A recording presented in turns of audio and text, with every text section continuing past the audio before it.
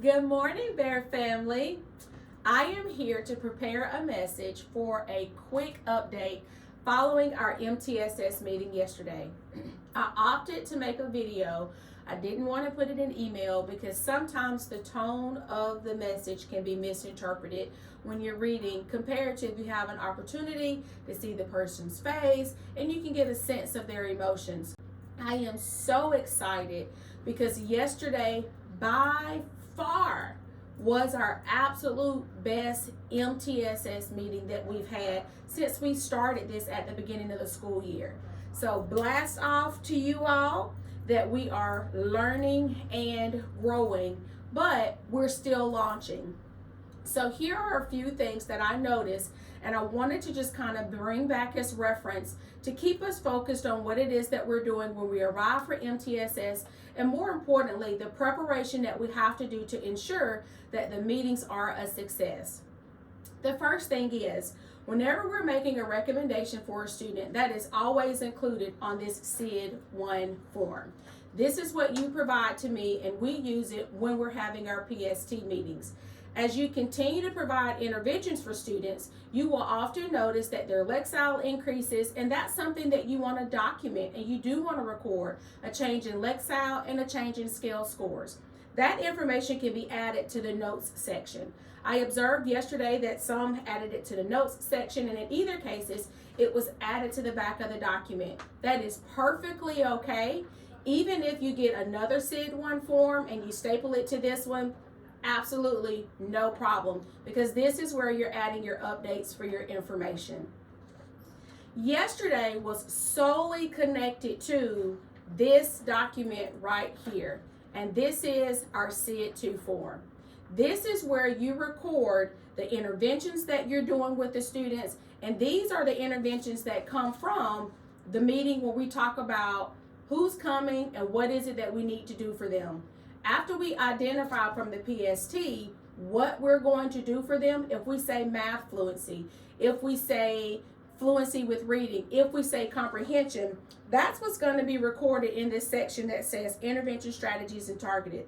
The days that you do it, that's what you're marking under the days of the week. Some people put an X, some people put a P. That's totally your preference. But here's the power in what you're doing.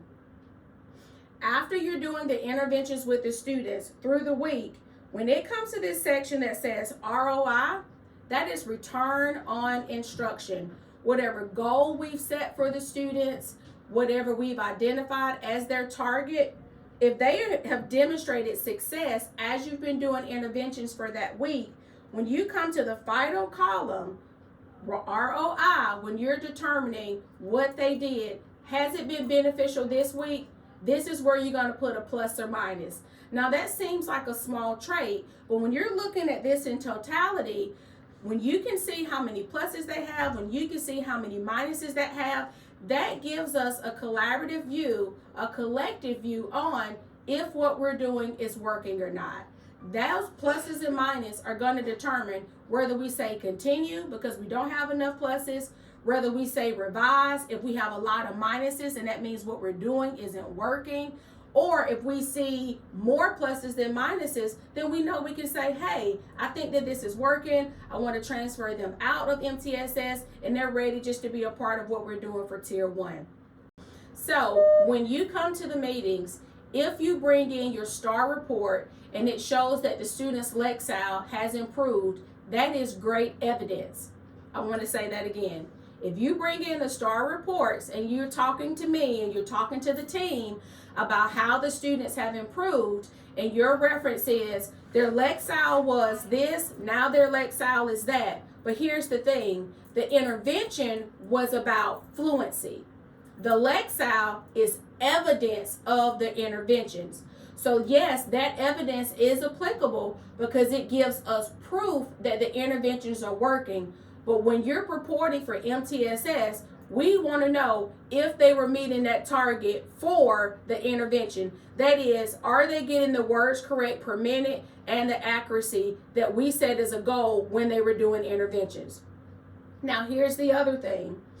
If we are not being consistent with doing the interventions, and that is gathering the data from STAR, gathering the data from MobyMax. When we come to the meetings, intentionally or not intentionally, I love you all. But I'm being honest, intentionally or unintentionally, if you're not doing the interventions, it is going to show. And how it comes up is we start bringing in extraneous information that doesn't have anything to do with the interventions. And what it is you're stating the cause for where the student is. The only thing we want to know are pluses or minuses. These are pluses, and it's supported by their scale score was this in math, now it's this in math. The pluses are supported by this was their Lexile, now it's increased to this. The minuses are supported by this was their Lexile and they decreased. Homework. Homework has absolutely no connection to intervention. It may be applicable as a process in what you use in your classroom as a formative check, but when we're talking about intervention, nobody has homework listed as an intervention. Most of our interventions are around sight words, they're around fluency, it's around comprehension, and even if you're talking about math, fact, fluency, even if they're doing it at home and it's a time assignment, you really can attest that they are doing that with the time if you're not there. So that's where you can pull that data from MobyMax to say, hey, this is the number of times this week they worked on MobyMax. They did or did not meet their goal. So that's why I know I can put a plus or minus for this week. They still were doing fact fluency, and you have the data in MobyMax to support what the ROI is. So when we come into our PST meetings with the yellow sheet, I want to know who the student is, what your concern is, what you've observed in the classroom, and the collective as a team, we can identify what those interventions are. When you come to MTSS with your SID2 form, this form is not going to be applicable if you have not done the interventions. If you haven't in cases, pull the students back for small group.